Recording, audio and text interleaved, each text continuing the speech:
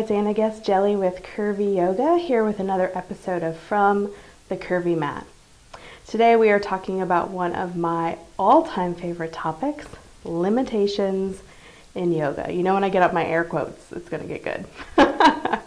All right, today's question from a reader is, how do you accept the physical limitations that may keep you from fully experiencing yoga mastery and find fulfillment in yoga anyway? All right, there's two things I want to talk about in relation to this topic. The first is the concept of limitations, and the next is how to accept them. So as you probably know, it's really easy to get the idea that yoga is about achievement, that it's about reaching certain poses and getting your body into certain shapes. And it's totally understandable that we have this idea, of course. We hear about this with things like get a yoga body, and guess what?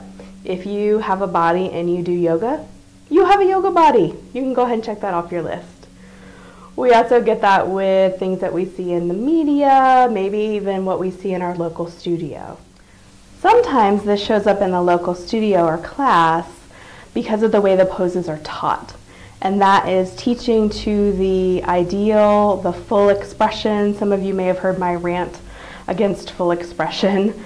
And what that does is it teaches the pose in maybe the most advanced way and then offers modifications if you can't do it. And in my opinion, that is backwards.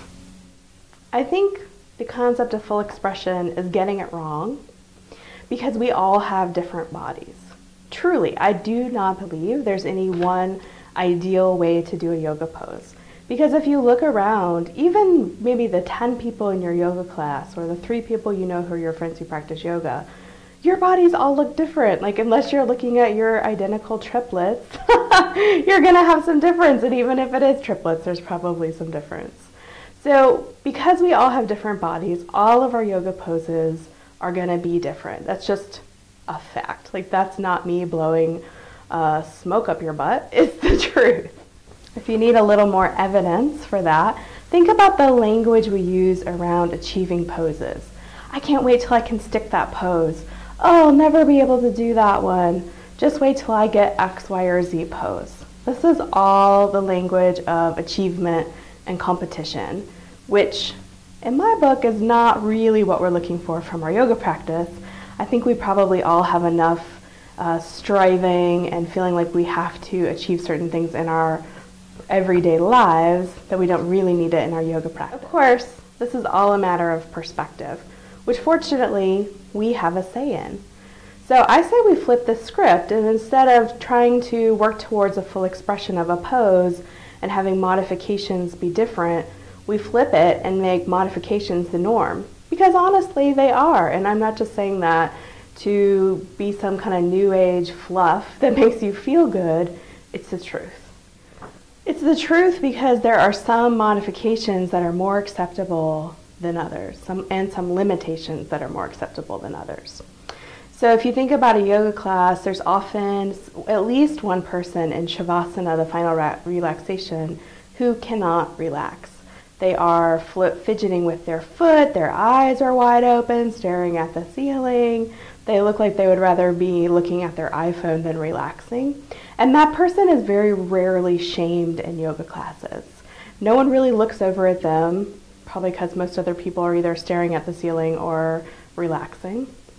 And they're not made to feel like they can't fit into the yoga class. So not being able to rest in Savasana could totally be considered a limitation. We just don't think about it that way. What shows up more often is someone who, due to the shape or size of their body, something going on with their body, an injury, an illness, whatever, they're not able to, quote unquote, keep up with the rest of the class, and they may be implicitly or explicitly shamed. And guess what? That's not okay. It's not okay that some limitations are acceptable and some aren't. We all have them. We don't even have to think about them as limitations. We can just think of them as our bodies. So let's go from there into how do we accept our limitations. With this perspective, where limitations aren't exceptions but the norm, it becomes much easier to accept them because they're just how we are, that we don't have to make it a problem. There's lots of things that we like to make problems. This is one of them, and it's one that we can let ourselves off the hook for. Because once we see that we all have difference and that is something that's good, we can celebrate it and we don't have to make it about being wrong. Of course, many of us have things about our bodies that we wish we could change. And if we don't now, then we may have that in the future.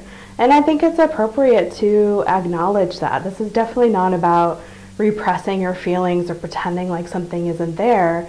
Instead, it's about shifting your perspective and your paradigm and practicing your yoga somewhere that you find empowering, that doesn't tear you down, even if that's internal, just in your own mind. So that's my 2 cents for today. You are the one who gets to write the dictionary of your own life. So you're the one who decides what mastery means to you and what fulfillment means to you. And that is really one of the gifts of our yoga practice, giving us the awareness to know what's right for us in our own unique and wonderful lives. All right, now I know people have a lot of different opinions on this, so please do let us know in the comments below what fulfillment and acceptance of limitations in yoga means to you. Thanks for being here. If you enjoyed this video, if you know somebody else who you think would be interested, I would love for you to share it on Facebook or Twitter. Come hang out with me on the Curvy Yoga Facebook or Twitter page. And if you'd love a little more Curvy Yoga in your life, go to my website, sign up, and you'll get 2 free chapters of my book, Permission to Curve. Bye!